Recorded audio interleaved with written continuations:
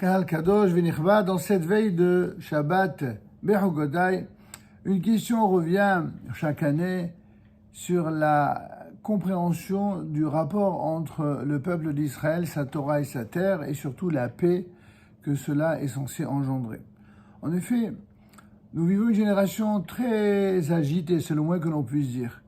On a l'impression que tout le monde se prend pour le premier ministre de l'État d'Israël. Tout le monde se prend pour le Ramatkal, c'est-à-dire le commandant en chef des armées.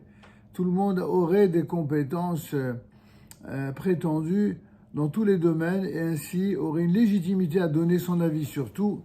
Et à force de faire des tweets et de faire des commentaires, ce que l'on reprochait il n'y a pas si longtemps encore aux journalistes dans les télévisions engagées, eh bien c'est ce qui se produit aujourd'hui avec certains youtubeurs ou certains manipulateurs d'opinion. C'est-à-dire que c'est une vision moderne de l'anarchie. Là où ne règne pas la paix, là où ne règne pas le droit, eh bien règne l'anarchie. C'est une réalité qui n'est pas d'aujourd'hui, elle a été instillée, initiée par un certain Korah, le cousin de Moïse, et dans sa suite, eh bien, il n'existe pas, disait l'un de mes maîtres, Rabbi Mordechai Eliyahu, il n'existe pas une seule communauté où il n'y a pas auprès du Maradeatra, du chef de la communauté, il n'y a pas un Korah qui a la légitimité de la sagesse et de la richesse pour lui, pour aller en termes d'opposants et de détracteurs de celui qui pourtant avait pour lui la légitimité. Lorsqu'on remet en cause la légitimité, cette même légitimité que l'on défend, dans notre génération, c'est la légitimité que d'aucuns prétendent être de la démocratie. Si on se sert de la démocratie pour imposer sa loi, et que lorsque la démocratie donne des résultats différents de ce à quoi on croit, eh bien, on se croit autorisé à remettre en cause ce que les urnes ont décidé, alors on tombe dans une logique qui est celle justement de l'anarchie. Comment éviter cela ? Eh bien, c'est précisément ce à quoi nous invite la paracha de Behugodai. Apparemment, très éloigné des réalités de notre génération, jamais le contenu de cette paracha n'a autant parlé, n'a autant été significative de ce que devrait ou doit être la démarche constante des chefs d'Israël, quelle que soit la nature même de leur direction. En effet, la paracha commence ainsi. Il faudrait peut-être la démarrer par le dernier verset de la paracha précédente, où il est dit « Lo ta'asu lachem elidim » à la fin de parashat Behar, il est dit « Vous ne ferez pas pour vous des idoles, ni une statue ou un monument, vous n'érigerez pas pour vous et un sol de pierre, vous ne mettrez pas dans votre pays pour se prosterner sur lui, car je suis l'Éternel, votre Dieu. » En d'autres termes, c'est Dieu qui parle aux enfants d'Israël. Vous devez révérer le peuple, vous, peuple d'Israël, vous devez révérer Dieu, le Dieu non seulement qui est celui qui a créé le ciel et la terre, mais celui qui vous a libéré de l'esclavage d'Égypte. Et pas des idolâtries, quelle qu'en soit la nature, que ce soit les idolâtries du soleil ou les idolâtries du sol, aucune idolâtrie n'est autorisée. Et par la suite, mes Shabbats vous observerez, vous craindrez mon sanctuaire, je suis l'Éternel. On peut se demander, mais quel rapport y a-t-il entre l'interdiction de l'idolâtrie et l'obligation du respect du Shabbat? Tout simplement pour dire que celui qui transgresse de manière consciente et résolue le Shabbat, c'est exactement quelqu'un qui est comparable à un idolâtre qui va mettre en péril tout le peuple d'Israël et l'humanité. Quel rapport ? Le rapport, c'est justement le début de la paracha de Behugodai, puisque la paracha de Behugodai nous dit « Si vous marchez selon mes décrets et que vous observez mes commandements et que vous les accomplissez, alors je donnerai mes pluies en leur temps. » Donc immédiatement, parce que vous étudiez la Torah, que vous donnez du mal pour la comprendre et que vous respectez ses commandements, premier effet immédiat promis par Dieu dans la Torah, la terre, d'abord mes pluies, je les donnerai en leur temps. On sait bien que la pluie est quelque chose d'essentiel pour la réussite de la culture et de l'économie d'un pays. La terre donnera sa récolte et l'arbre du champ donnera son fruit et le battage atteindra pour vous la vendange et la vendange atteindra l'ensemencement. Conséquence, vous mangerez votre pain à satiété. Donc ça, c'est vraiment la bénédiction économique suprême. Il y a personne qui crève de faim. Il y a personne, on n'a pas besoin de resto du cœur. Et vous résiderez en sécurité. Autre bénédiction distincte, c'est que vous vivrez en sécurité. Mais qu'est-ce que c'est que la sécurité? Est-ce que la sécurité, c'est simplement une sécurité de façade, entre deux guerres, entre deux terrorismes? Non. Pour en avoir le cœur net, regardez la suite. Vous résiderez en sécurité dans votre pays, donc bénédiction, après la bénédiction de l'économie, bénédiction de la sécurité, et juste après, je donnerai la paix dans le pays. La paix, la paix. Cette paix si sacrée que d'aucuns appellent de ses voeux. Il ne s'agit pas de la paix maintenant, il s'agit de la paix toujours.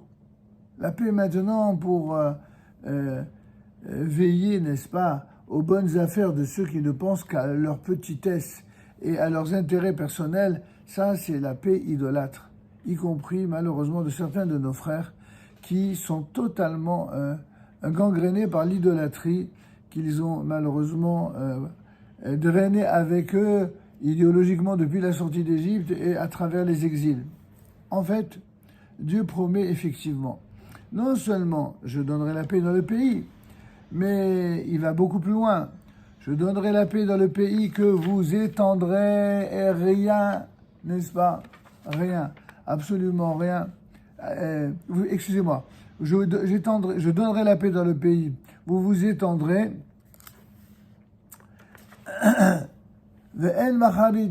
Et rien ne vous effraiera. J'éliminerai les animaux sauvages du pays et l'épée ne passera pas dans votre pays. L'épée ici, c'est le symbole de la guerre, les armes. Eh bien, il n'y aura pas la guerre dans votre pays. Mais ça veut dire quoi? Que si on respecte la Torah et les mitzvot, alors on aura à la fois la bénédiction économique, la satiété et on aura également la paix, la tranquillité. Mais il y a que des guerres en Israël. Depuis 1948 déjà, pour la guerre d'indépendance. Et depuis, il n'y a eu que des guerres une après l'autre, même si elles nous ont été pour la plupart imposées des ennemis. Il n'en reste pas moins vrai que, mais où est ici la promesse tenue par le Saint béni soit-il? Mais la promesse, c'est que ça, c'est la conséquence du fait de respecter la loi divine. Sans respect de la loi divine, on ne peut pas aspirer à une paix. Et d'aucuns vont vous dire, oui, tout ça, c'est à cause des guerres. Justement, quand il n'y aura pas de guerre, il n'y aura pas de paix. Or, c'est exactement le contraire qui est prouvé par la suite du verset. Ne croyez pas que, parce que Dieu promet la prospérité économique et la sécurité et la paix, et le fait que les âmes, on ne les entende plus, n'est-ce pas, n'est-ce pas, la guerre ne traversera même plus votre pays.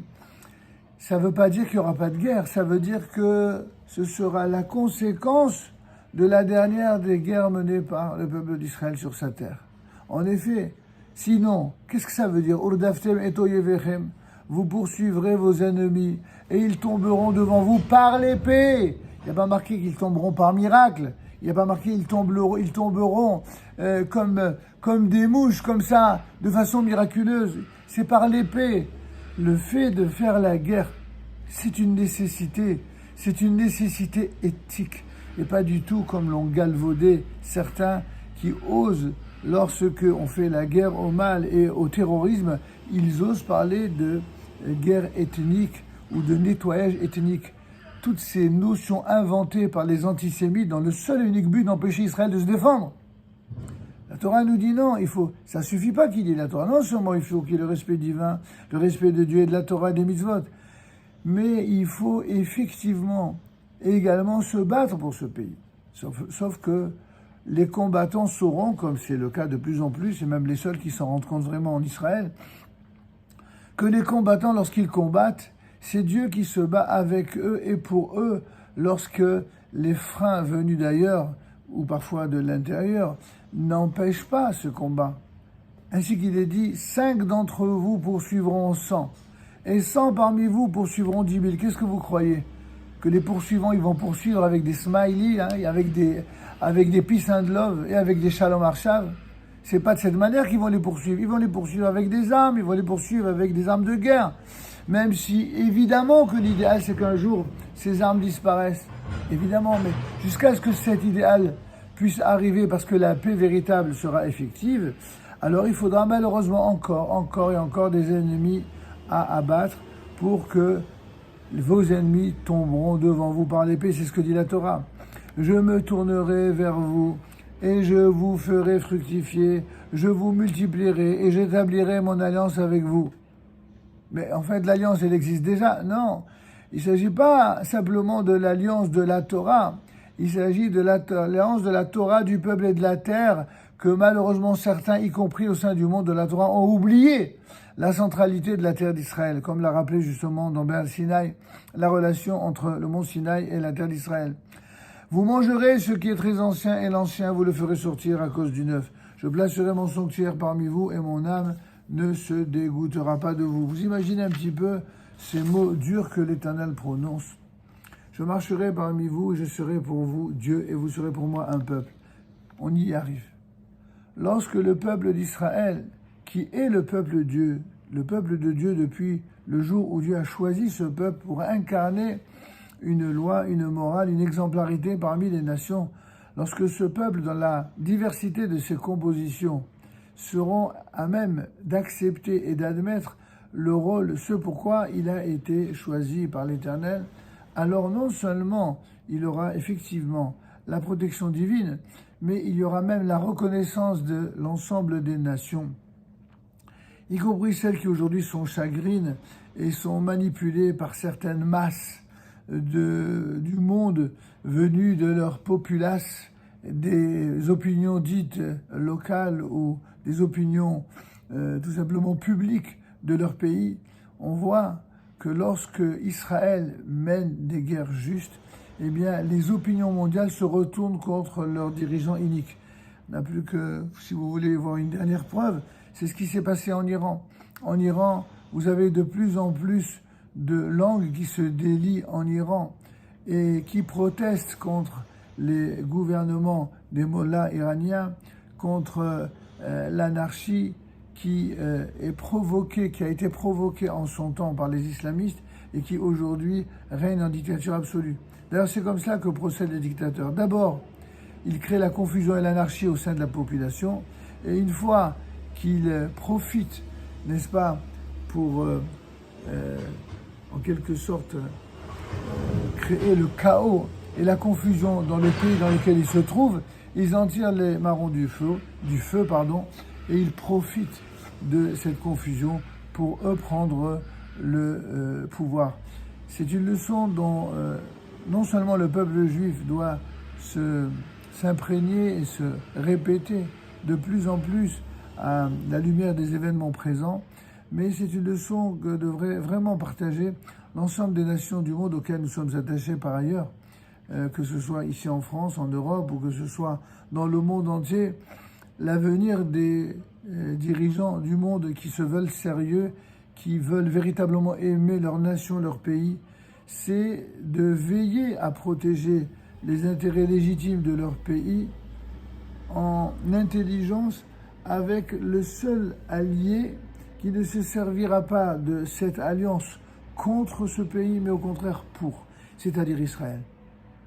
Israël n'est pas simplement le centre mondial au plan spirituel des nations, c'est également le centre mondial au plan de la sécurité, au plan du bonheur, au plan des bienfaits que Israël va amener au monde. C'est exactement ce qu'il est censé faire et c'est ce qu'il fera.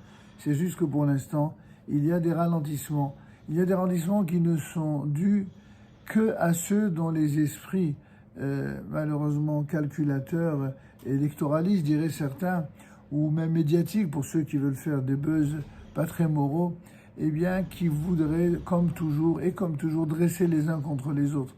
Le jour où les nations du monde seront capables d'être unies, non pas contre Israël, mais pour et avec Israël et avec les combats d'Israël, ce jour-là, la paix viendra non seulement sur Israël, non seulement sur les nations, mais surtout la prospérité économique pourra se répandre sur l'ensemble des nations et la paix sera non plus un vœu pieux, ce sera non plus un slogan idéologique ou politique, ce sera une réalité morale, spirituelle, physique, militaire et donc, avec l'aide de Dieu, une lumière et une bénédiction pour l'ensemble d'Israël et des nations. Amen. Kenny Lasson. Shabbat Shalom Uveolach.